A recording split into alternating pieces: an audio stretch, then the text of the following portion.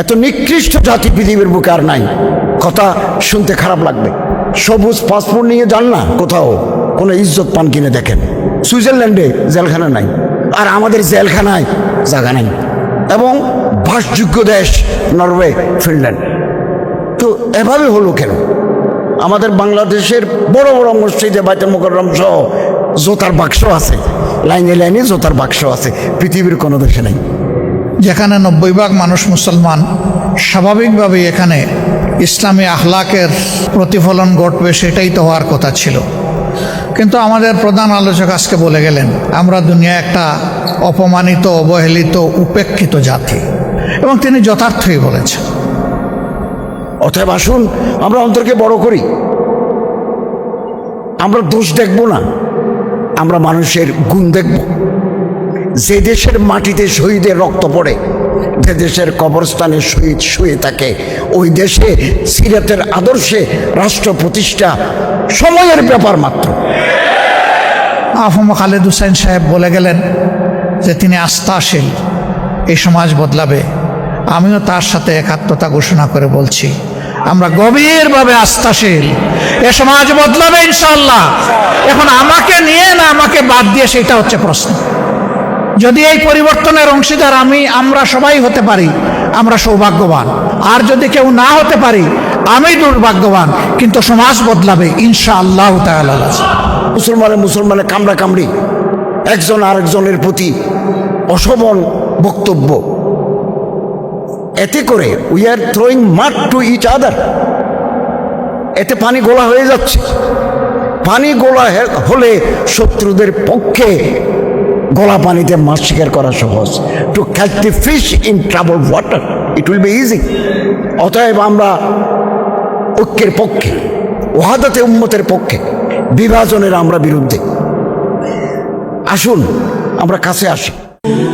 আজকের এই গুরুত্বপূর্ণ জাতীয় সেমিনারের প্রধান আলোচকের বক্তব্য নিয়ে আসছেন অন্তর্বর্তীকালীন সরকারের সাবেক ধর্ম উপদেষ্টা, আন্তর্জাতিক খ্যাতিসম্পন্ন ইসলামিক স্কলার, শিক্ষাবিদ প্রফেসর ডক্টর আ.ফ.ম. খালিদ হোসেন। মঞ্চে আসছেন প্রফেসর ডক্টর আ.ফ.ম. খালিদ হোসেন। বিসমিল্লাহির রহমানির রহিম। নাহমাদুহু ওয়া নুসাল্লি আলা রাসূলিল কারীম, আম্মা বাদ। জাতীয় সিরাত উদযাপন কমিটি কর্তৃক আয়োজিত আজকের এই মনজ্ঞ সেমিনারের মহতরম সভাপতি, মহান জাতীয় সংসদের মাননীয় বিরোধী দলীয় নেতা, মাননীয় সংসদ সদস্যবৃন্দ, বিজ্ঞ নিবন্ধকার, সুধীমণ্ডলী, আল্লাহ তাআলা শুকরিয়া আদায় করি যে আজকের এই বর্ণাঢ্য অনুষ্ঠানে হাজির হতে পারলাম, আলহামদুলিল্লাহ। প্রফেসর ডক্টর আকম আব্দুল কাদের এবং আমি সমসাময়িক। আজ থেকে 43 বছর আগে আমরা চট্টগ্রাম বিশ্ববিদ্যালয়ের শাহজালাল হলের 107 নম্বরে থাকতাম। আমি উপদেষ্টা হওয়ার পরে যখন চট্টগ্রাম বিশ্ববিদ্যালয়ে গেছি, ভাইস চ্যান্সেলর মহোদয়কে বলেছি যে আপনি প্রভোস্টকে বলেন আমি 107 নম্বর রুমে একটু দেখতে যাব। 43 বছর পরে গেছি। এই পাশে থাকতেন ডক্টর আকম আব্দুল কাদের, এই পাশে থাকতাম আমি। ডক্টর আব্দুল কাদের সাহেব চট্টগ্রাম বিশ্ববিদ্যালয়ের শিক্ষক হয়েছেন, আমি বাংলাদেশ সরকারের উপদেষ্টা হয়েছি। এবং ওই রুমে যে দুজন থাকতো তাদেরকেও বলেছি যে তোমরা তৈরি হও, আমাদের মতো তোমাদেরকেও সামনে অগ্রসর হতে হবে। এবং প্রফেসর আব্দুল কাদের সাহেব অত্যন্ত মেধাবী, ভার্সাটাইল জিনিয়াস, সারাদিন পড়াশোনা করতেন। আমি তো অনেক সময় ঘুমাতাম। আমি একসময় আব্দুল কাদের ভাইকে বলি আপনার কি পরীক্ষা? বললো না, পরীক্ষা নেই। এবং বিজ্ঞ নিবন্ধকার, কলামিস্ট, লেখক হিসাবে তার তুলনা নাই। একসাথে আমরা বিমানে এসেছি চট্টগ্রাম থেকে। আমি বিমানের উপরেই 17 পৃষ্ঠার নিবন্ধ আমি পাঠ করে ফেলেছি। অনেক কথা তিনি লিখেছেন। একটা নিবন্ধের ভিতরে সব কথাও আবার আনা যায় না। 17 পৃষ্ঠার ভিতরে তিনি রাষ্ট্র সংস্কার, আধুনিক রাষ্ট্রের ধারণা, রাসূলুল্লাহ সাল্লাল্লাহু আলাইহি ওয়াসাল্লামের মদিনার সনদ, এগুলো সব বিস্তারে আলোচনা করেছেন। আমি থিসিস করেছি, ডক্টরাল থিসিস করেছি সিরতের উপরে। 47 ক্লজেস অফ মদিনা চার্টার, এটা ইবনে হিশামের কিতাবে আছে, আর সিরাতুন নববিয়্যা। কিন্তু প্রফেসর আব্দুল কাদের সাহেব 53টা ধারা এনেছেন। তাহলে তার অধ্যয়ন, তার গবেষণা much more advance professor Abdul Kader সাহেবের। আমরা দোয়া করি আল্লাহ তাআলা ওনাকে হায়াতে তৈয়বা দান করুন। এবং রাসূলুল্লাহ সাল্লাল্লাহু আলাইহি ওয়াসাল্লাম মদিনা সনদের মাধ্যমে যে রাষ্ট্রের এটা কল্যাণ রাষ্ট্র বেসড অন সভরেন্টি অফ আল্লাহ তাআলা করেছেন, এটা বাস্তব। প্লেটো তার রিপাবলিকে আইডিয়াল স্টেটের কথা বলেছেন, ফিলোসোফার কিংয়ের কথা বলেছেন, কিন্তু প্রতিষ্ঠা করে দেখাতে পারেন নাই। হযরত মুহাম্মদ সাল্লাল্লাহু আলাইহি ওয়াসাল্লাম was the first man in the history of the world. He established Medina state based on the Holy Quran and the Sunnah. এটা থিওরি মার্জড উইথ প্র্যাকটিস, কথার সাথে কাজের মিল আল্লাহ রাসূল করে দেখিয়েছেন। এবং আমরা যত বেশি সিরতের আলোচনা করব, এই যে প্রতিযোগিতা 50,000, 40,000, 30,000, 10,000 করে দিচ্ছেন, এতে প্রতিযোগীরা উৎসাহিত হবে। আমি আপনাদের আহ্বান জানাবো, সিরতের এই আদর্শ, রাসূলুল্লাহর রাষ্ট্র সংস্কারের ধারণা, হযরতের মদিনার 10 বছরের জিন্দেগি, মক্কার 13 বছরের জিন্দেগি আমরা জনগণের কাছে পৌঁছাই। আমাদের হৃদয় আলোকিত হবে, আমাদের অন্তরের কালিমা সংকীর্ণতা বিদূরিত হয়ে যাবে সিরতের আলোচনার মাধ্যমে। ইউরোপে একটা গবেষণা হয়েছে, রাসূলের আদর্শ পৃথিবীর কোন কোন দেশে বেশি আচরিত হয়, পালন করে কোন দেশে। 30-এর ভিতরে মুসলমানের কোনো দেশ নাই, কোনো দেশ নাই। সৌদি আরবের নাম তো অনেক নিচে, অনেক নিচে। আমাদের দেশে পৃথিবীতে মানুষ আছে কত? 850 কোটি। দেশ আছে কত? 200। আমরা আছি কত? 18-19 কোটি। এত নিকৃষ্ট জাতি পৃথিবীর বুকে আর নাই। কথা শুনতে খারাপ লাগবে, সবুজ পাসপোর্ট নিয়ে যান না কোথাও, কোনো ইজ্জত পান কিনে দেখেন। আমরা যখন ক্ষমতায় ছিলাম আমাদের তো লাল পাসপোর্ট ছিল, কূটনৈতিক পাসপোর্ট। সৌদি আরবে গেলেও আমরা নর্মাল দিয়ে বের হতাম না, আমাদের জন্য ভিআইপি কাউন্টার। পৃথিবীর বহু দেশে গেলে ভিসা লাগে না। সবুজটা নিয়েও গেছি তো, এখন তো সবুজ নিছি, আগেও সবুজ ছিল, মাঝখানে লাল হয়েছে। কোনো দেশে ইজ্জত নাই, কোনো দেশে। মার্কিন যুক্তরাষ্ট্র, আপনি তুরস্কে যান, তুরস্কে 3বার দাওয়াত পেয়ে যেতে পারি নাই। ভিসার জন্য দিলে 21 দিন কর্মঘণ্টা লাগবে, কর্মদিন লাগবে, এগুলো করতে করতে সেমিনার চলে যায়। আর আমার ছেলে আমেরিকা ইউনিভার্সিটিতে পড়ে, তার মার্কিন ভিসা আছে, সে ইস্তাম্বুলে যাবে, 4 দিন থাকবে। অনলাইনে আবেদন করার 1 মিনিটের ভিতরে রিপোর্ট আসলো, your visa has been issued. Malaysia গেছি, আমার বন্ধু চট্টগ্রাম বিশ্ববিদ্যালয়ের প্রফেসর ডক্টর মাহমুদুল্লাহ আজহারি ওখানে থাকেন, উনি আসছেন। আমারই নিয়ে গেল সিপাগুলির ভিতরে, আমি বাংলাদেশি, আমার পাসপোর্ট সবুজ, আর ডক্টর মাহমুদুল্লাহ আজহারিকে স্টাম্প মেরে সম্মানজনক বিদায় দিয়ে দিল। আমার ওখানে নিয়ে বলে যে কেন আসছেন, কতদিন থাকবেন, কি করবেন। কত করে বুঝালাম আমি এখানে আসছি, আমার ওয়াইফ নিয়ে আসছি তোমাদের দেশ দেখার জন্য। তারপর সারি দিল 1 ঘন্টা পরে।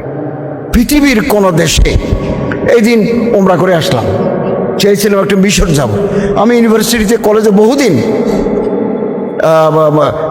Ancient history of the Egypt এই সাবজেক্টের উপর শিক্ষকতা বক্তব্য রেখেছি, পাঠদান করেছি। একটু মিশর দেখব, ট্রানজিট করা যায়, ঢাকা, কায়রো, জেদ্দা। এখন এটা আমি যাওয়ার কয়েকদিন আগে বন্ধ করে দিয়েছি। বললো যে তোমরা মিশরে যাই, লিবিয়া হয়ে ভূমধ্যসাগর পার হয়ে ইতালি যাও। কি কারবার! আসুন না, চরিত্র ভালো করে ফেলি, আমরা ভালো হয়ে যাব। সিরতের আদর্শই আমাদেরকে ভালো করতে পারবে।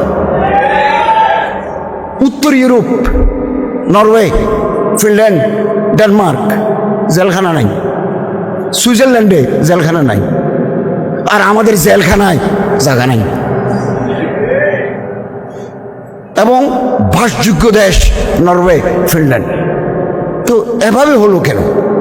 আমাদের বাংলাদেশের বড় বড় মসজিদে বাইতুল মুকাররম সহ জোতার বাক্স আছে, লাইনে লাইনে জোতার বাক্স আছে, পৃথিবীর কোনো দেশে নেই।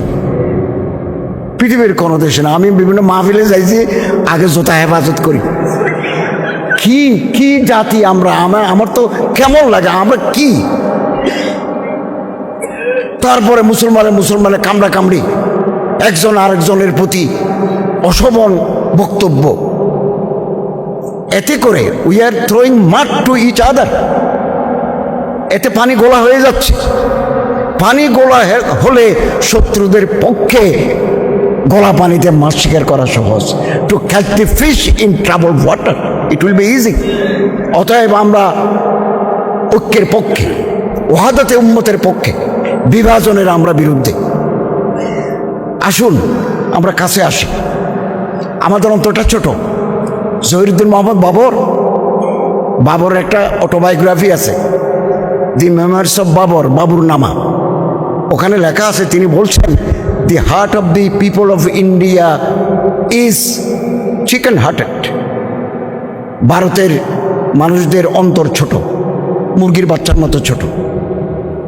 দে have no room in their heart to accommodate others. অন্যজনকে বুকে নেওয়ার মতো এই শক্তি, এই প্রশস্ততা তাদের বুকে নাই।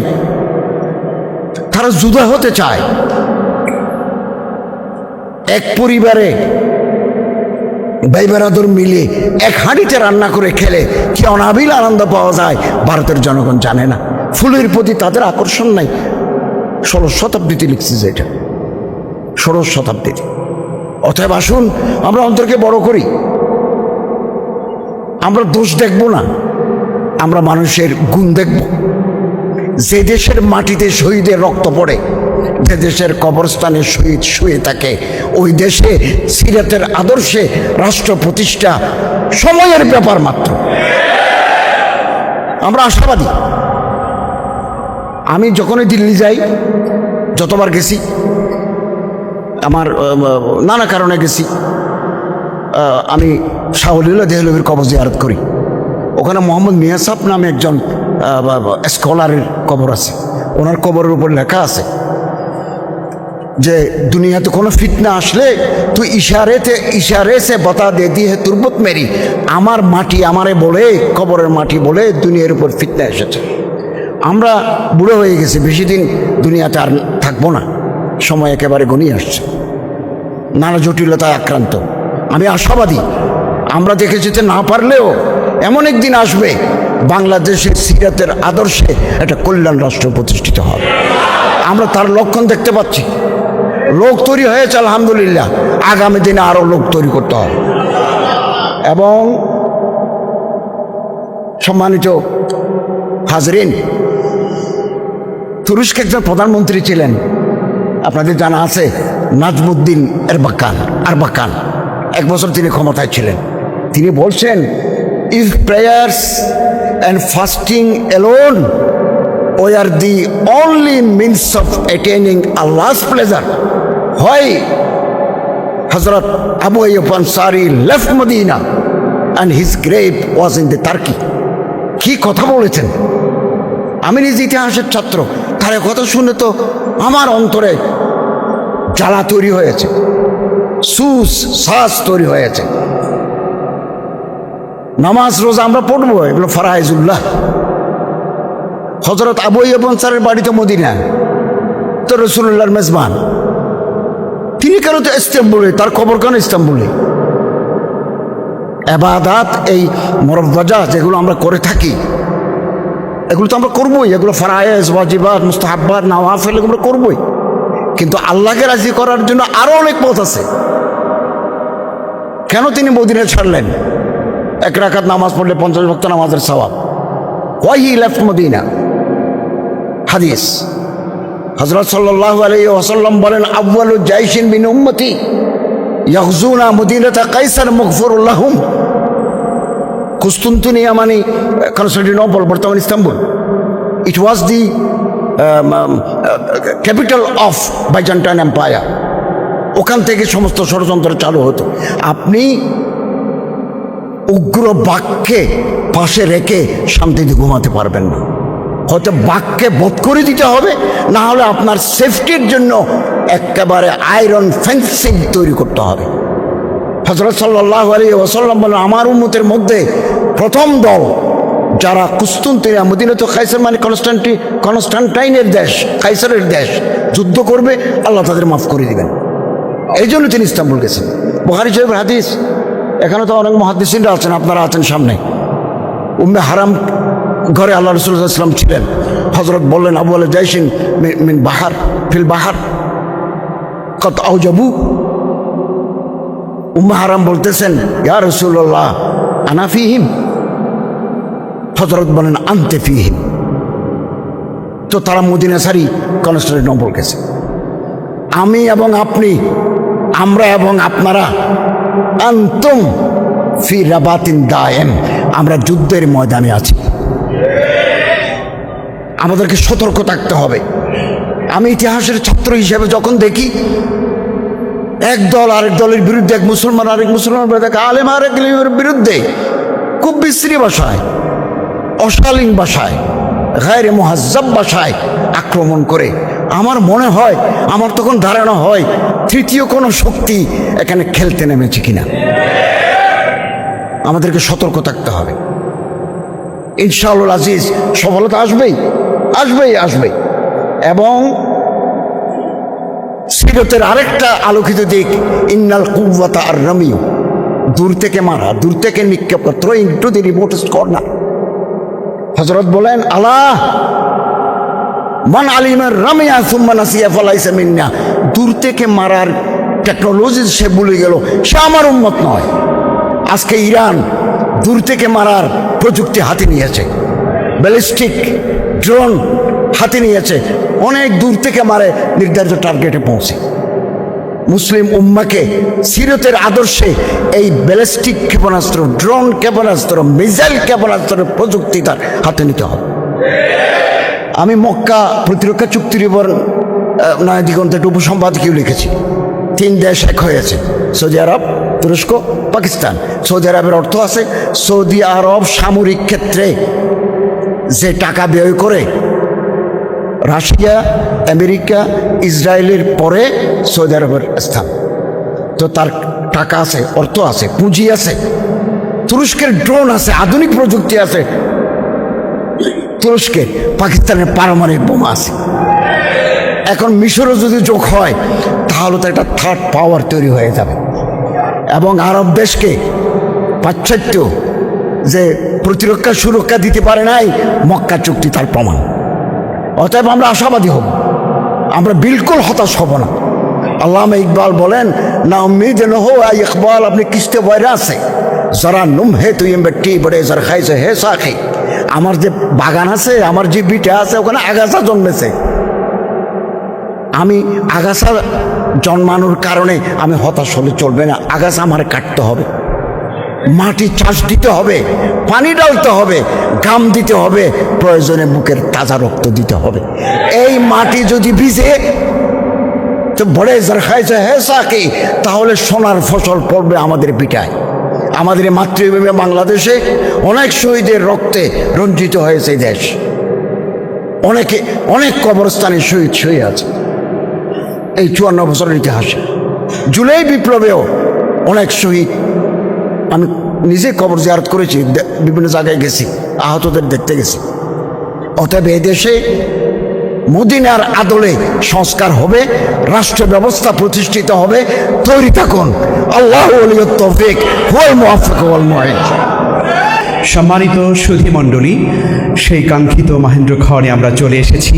আমাদের আজকের এই জাতীয় সিরাত সেমিনারের সম্মানিত প্রধান অতিথি, বিশ্ব ইসলামী আন্দোলনের অন্যতম সিপাহ সালার, বাংলাদেশ জামাত ইসলামের সম্মানিত আমির জামাত এবং মহান জাতীয় সংসদের বিরোধী দলীয় নেতা মোহতারাম ডক্টর শফিকুর রহমান এমপি, মোহতারাম আমির জামাতকে আমাদের আজকের প্রধান অতিথির বক্তব্য রাখবার জন্য বিনীত অনুরোধ জানাচ্ছি।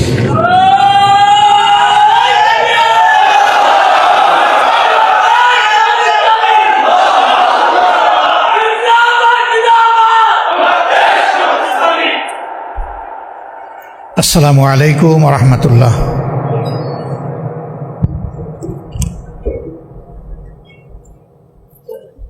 জাতীয় সিরাত উদযাপন কমিটি কর্তৃক আয়োজিত আজকের এই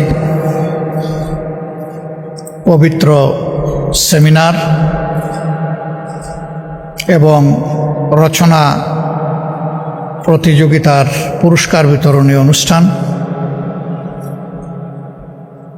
এর সম্মানিত সভাপতি, মঞ্চে বসা প্রধান আলোচক, অন্তর্বর্তীকালীন সরকারের মাননীয় ধর্মীয় উপদেষ্টা, বিশিষ্ট ইসলামী স্কলার, শিক্ষাবিদ, সমাজসেবক জনাব ডক্টর আফম খালিদ হুসাইন, প্রবন্ধ উপস্থাপক, স্বনামধন্য শিক্ষা প্রতিষ্ঠান চট্টগ্রাম বিশ্ববিদ্যালয় আরবি বিভাগের সম্মানিত অধ্যাপক, প্রথিত যশা শিক্ষাবিদ জনাব আহকুম আব্দুল কাদের, মঞ্চে বসা সম্মানিত অতিথিবৃন্দ, নেতৃবৃন্দ, সেমিনারে উপস্থিত সুধীমণ্ডলী, সাংবাদিক বন্ধুগণ, আমি কৃতজ্ঞতা আদায় করছি এই সেমিনারে আমাকে হাজির হওয়ার জন্য আহ্বান যারা জানিয়েছেন, সুযোগ করে দিয়েছেন তাদের তরে, এবং সর্বোপরি কৃতজ্ঞতা আদায় করছি মহান আল্লাহ তাআলার দরবারে যিনি আপনাদের সামনে আমাকে দাঁড়ানোর তৌফিক দান করেছেন। আলহামদুলিল্লাহ। প্রিয় সম্মানিত সুধীমণ্ডলী, বাংলাদেশ পৃথিবীর 8ম জনবহুল দেশ। বাংলাদেশের সভ্যতা, সংস্কৃতি, দিন এবং ধর্মের বিবেচনায় এদেশের 90% মানুষ হচ্ছেন মুসলমান। বাকি 10% মধ্যে রয়েছেন হিন্দু, বৌদ্ধ এবং খ্রিস্টান জনগোষ্ঠী। এই নিয়ে আমাদের প্রিয় বাংলাদেশ,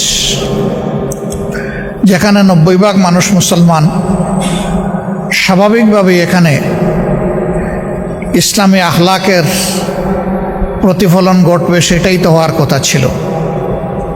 কিন্তু আমাদের প্রধান আলোচক আজকে বলে গেলেন আমরা দুনিয়ায় একটা অপমানিত, অবহেলিত, উপেক্ষিত জাতি, এবং তিনি যথার্থই বলেছেন। বর্তমান বিশ্বে একটা জাতির সম্মানের মানদণ্ড হচ্ছে তার ট্রাভেলিং ডকুমেন্ট বা পাসপোর্ট। যে দেশের পাসপোর্ট যত বেশি শক্তিশালী ধরে নেওয়া হয়, সেই দেশের মানুষ ততটাই সভ্য এবং মানবিক। দুনিয়া এখন সবচেয়ে শক্তিশালী দেশ এই বিবেচনায় হচ্ছে আমাদের অতি নিকটের একটি দেশ, ছোট্ট একটি দেশ যেটা সিটি স্টেট, নগর রাষ্ট্র। আমাদের 1-1.5টা উপজেলার মতো যার আয়তন, সিঙ্গাপুর। আর আমাদের তালিকা না বললেই ভালো, খুবই হতাশাজনক। এর কোনো সম্মান, উনি তো গ্রিন পাসপোর্টের কথা বলেছেন, আমি লাল পাসপোর্টের ক্ষেত্রেও তার ব্যতিক্রম দেখতে পাচ্ছি। আমি নিজেই ভুক্তভোগী। কার জন্য? নিশ্চয়ই আমাদের চারিত্রিক বৈশিষ্ট্যের জন্য।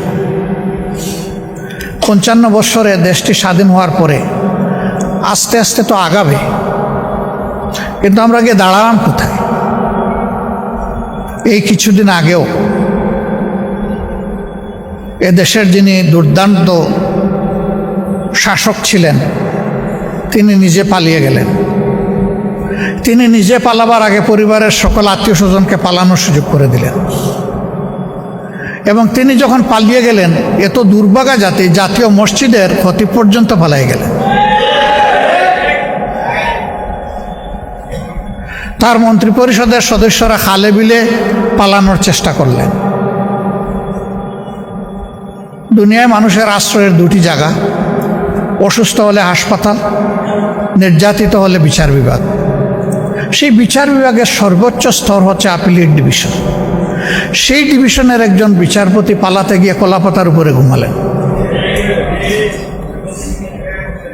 90% মুসলমানের দেশে অমানবিকভাবে আয়নাগর তৈরি করা হলো। জুলাই জাদুঘর, স্মৃতি জাদুঘর যারা দেখেছেন তারা তার ডামি রূপটা দেখতে পাবেন। বাস্তব রূপ ছিল তার চেয়েও কঠিন। কবরের সাইজের একটা ঘর, সেই ঘরের মধ্যে তার ঘুমানো, শোয়া, বসা, নামাজ আদায় করা, গোসল, খাওয়া, সব কিছু, পেশাব পায়খানা ওইখানেই। এখান থেকে কাউকে বের হতে দেওয়া হতো না। এখানে তার দামি কিছু প্রেজেন্টেশন রাখা হয়েছে। আমি মনে করি যারা সচেতন নাগরিক তাদের প্রত্যেকের এই জাদুঘর ভিজিট করা উচিত। কিন্তু দুর্ভাগ্য, অন্তর্বর্তীকালীন সরকারের সময় জাতির দুঃখের ঘটনাগুলোকে এখানে তুলে ধরা হয়েছিল। বিশেষ একটি দেশকে, রাষ্ট্রকে খুশি করার জন্য তার অনেক উপাদান এখান থেকে গায়েব করে দেওয়া হয়েছে। এখানে 47 সাল বা 46 সাল থেকে শুরু করে অনেকগুলো রাজনৈতিক সাংস্কৃতিক পরিবর্তনের যারা পুরোদা ব্যক্তিত্ব ছিলেন তাদেরকে তুলে আনা হয়েছিল। এর অনেক কিছু এখন গায়েব করে ফেলা হয়েছে নির্বাচিত সরকারের হাতে যখন আসছে। অনেক নির্যাতিত মানুষ, তাদের স্মৃতিচিহ্ন ছবিগুলো ওখানে ছিল। একটি নির্দিষ্ট দলের লোকদের স্মৃতি রেখে বাকিগুলা গায়েব করে ফেলা হয়েছে। আপনারা সেই সময় ইসলামী ছাত্র শিবিরের কেন্দ্রীয় সভাপতি দেলার হোসেনের কথা জানেন, যে প্রায় 200 দিন যাকে রিমান্ডে নেওয়া হয়েছিল, তারপর কিনা অত্যাচার করা হয়েছে। আমাদের প্রয়াত প্রধানমন্ত্রী বেগম খালেদা জিয়া তার নাম নিয়ে আক্ষেপ করেছিলেন। তার একটা স্মৃতি ছিল, এটা গায়েব করে ফেলা হয়েছে। সীমান্তে ফেলানিকে অমানবিকভাবে ঝুলিয়ে হত্যা করা হয়েছিল, ওই স্মৃতিটা গায়েব করে ফেলা হয়েছে। এটি ভালো লক্ষণ নয়। ক্ষমতায় যারা আসে আইসেই বলে ইতিহাস বিকৃতি করা হয়েছে, কিন্তু এ পর্যন্ত বাংলাদেশের ইতিহাস বলে সবাই ইতিহাস বিকৃতির নায়ক ছিল। এই অপকর্ম থেকে কেউ বের হতে পারেনি। একটা মুসলমানের দেশে চিন্তা করা যায় যে মানুষকে ধরে নিয়ে গায়েব করা হবে বছরের পর বছর। তিনি নিজেও জানবেন না কোথায় আছেন, আপনজন জানবেন না তিনি বেঁচে আছেন কিনা। এলে পড়েছে, শেষ পর্যন্ত তাকে হত্যা করারও সিদ্ধান্ত নিয়েছে। দফায় দফায় তার উপর শারীরিক আক্রমণ হয়েছে। আল্লাহ তাআলার ইচ্ছায়, নির্দেশে, ব্যবস্থাপনায় শেষ পর্যন্ত তিনি আপন জন্মভূমি ত্যাগ করলেন চোখের পানি ফেলে ফেলে। হায় মক্কা, হায় কাবা, তোমার সন্তানেরা আমাকে থাকতে দিল না বলেই তিনি মদিনায় প্রবেশ করেছিলেন। এই মজলুম মানুষটি আল্লাহ তাআলার সাহায্যে বিইজনিল্লাহ যখন মক্কায় ফিরে আসলেন, আল্লাহ তাআলা তাকে বিজয়ীর বেশে ফিরে আনলেন। তিনি বিজয়ী সমরনায়ক হিসাবে ফিরে আসলেন, যিনি আল্লাহর ইচ্ছায় তার শত্রুদের চোখে ধুলা দিয়ে, ফাঁকি দিয়ে মক্কা থেকে মদিনায় হিজরত করেছিলেন। এমনকি রাস্তায় বিশ্রাম নিতে গিয়ে গুহায় আশ্রয় নিতে হয়েছিল। আর সেই গুহার একেবারে তলা পর্যন্ত না হলেও মুখ পর্যন্ত পৌঁছে গেছিল তার খুনিরা, হত্যাকারীরা। তার সঙ্গী, সেই কঠিন সময়ের সঙ্গী, প্রিয় বন্ধু এবং পরবর্তী পর্যায়ে শ্বশুর হযরত আবু বকর সিদ্দিক রাদিয়াল্লাহু তাআলা আনহু কেঁপে উঠলেন, চোখ ছলছল করে উঠল। জিজ্ঞেস করলেন, কি হয়েছেন? তিনি বললেন, ভয় পাচ্ছি। কেন ভয় পাচ্ছ? শত্রুদের পা দেখা যাচ্ছে। হে আল্লাহ রসুল, আমি আমার জীবনের জন্য নয়, আল্লাহ নবীর জীবনের জন্য ভয় পাচ্ছি। রাসূল করিম সাল্লাল্লাহু আলাইহি সাল্লাম শান্ত, সৌম্য, দৃঢ় মানসিকতা নিয়ে মিষ্টি হেসে বললেন, আবু বকর, সেই দুই ব্যক্তি সম্পর্কে তোমার কি ধারণা যে দুইজনের সাথে স্বয়ং আল্লাহ আছেন?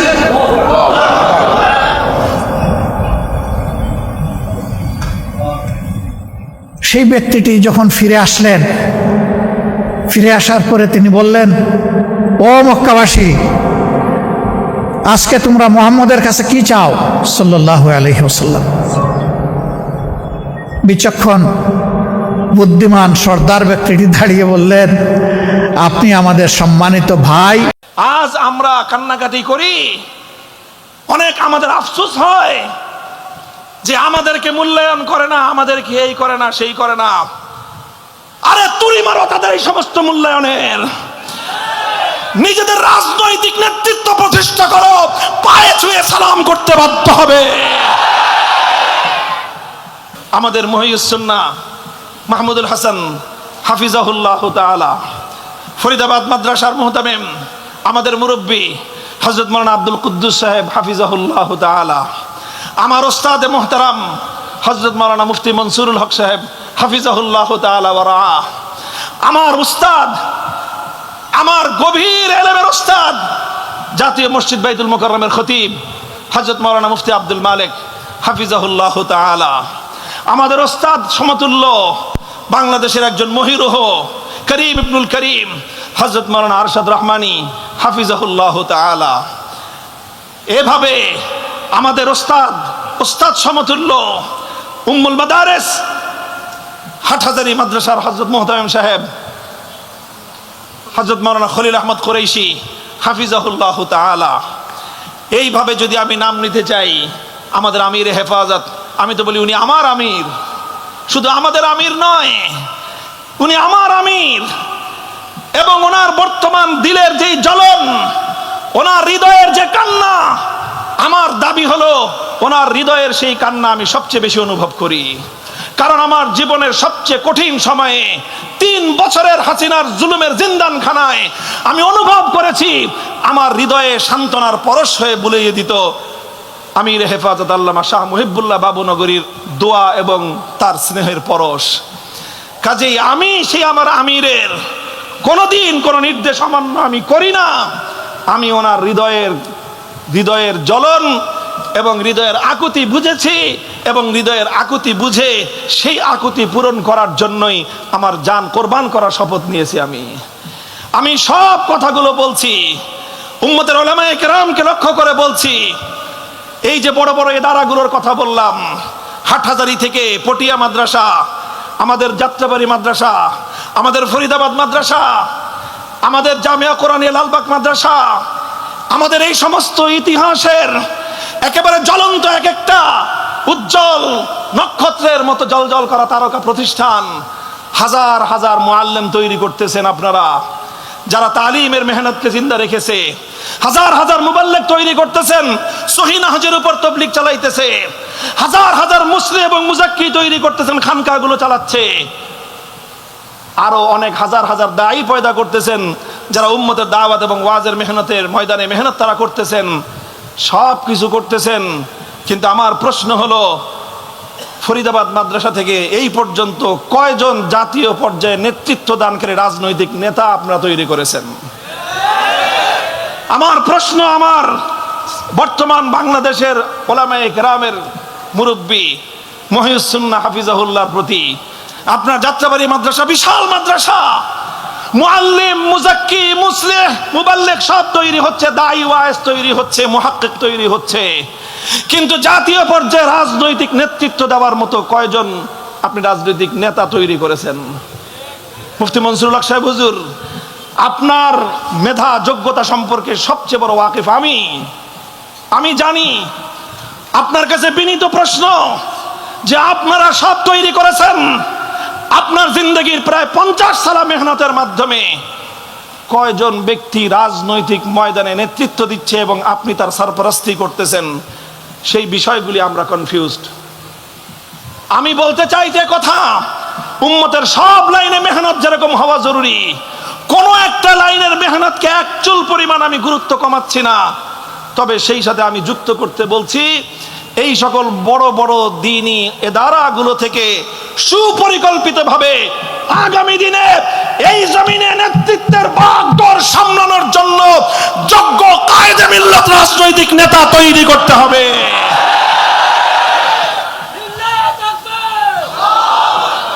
যদি আমরা সেই রাজনৈতিক নেতৃত্ব প্রতিষ্ঠা করতে পারি, ইনশাআল্লাহ এই জমিনে আমাদের তালিমের মেহনত, আমাদের তবলিগের মেহনত, আমাদের তাজকিয়ার মেহনত, আমাদের দাওয়াতের মেহনত, এই সবগুলো মেহনত শুধুমাত্র সুরক্ষিতই থাকবে না, বরং এগুলোর পরিপূর্ণ সুফল আমরা ভোগ করতে পারবো। কারো কাছে আমাদের ধর্ণা দেওয়া লাগবে না। আল্লাহর কসম খেয়ে বলি, আজ বাংলাদেশের মাটিতে যত ধরনের জনগোষ্ঠী আছে, যত শ্রেণীর মানুষ আছে, আমাদের এই দেশের ওলামায়ে হাক্কানি, ওলামায়ে দেওবন্দীদের কাছে দ্বীন এবং মিল্লাতের জন্য অকাতরে রক্ত দেওয়ার জন্য প্রস্তুত যেই জনগোষ্ঠী আছে, সেই জনগোষ্ঠী বিএনপি, আওয়ামী লীগ, এমনকি জামাতে ইসলাম সহ কোন রাজনৈতিক দলের কাছেও এই রকম ম্যান পাওয়ার নাই।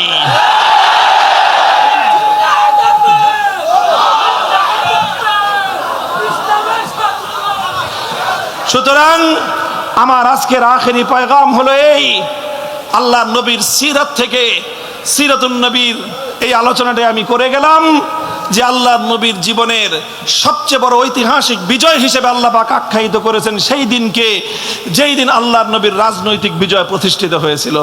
আল্লাহ রাব্বুল ইজ্জত আমাদেরকে এই জমিনে আমাদের অধিকার এবং সম্মান মর্যাদা নিয়ে প্রতিষ্ঠিত থাকার তৌফিক দান করেন।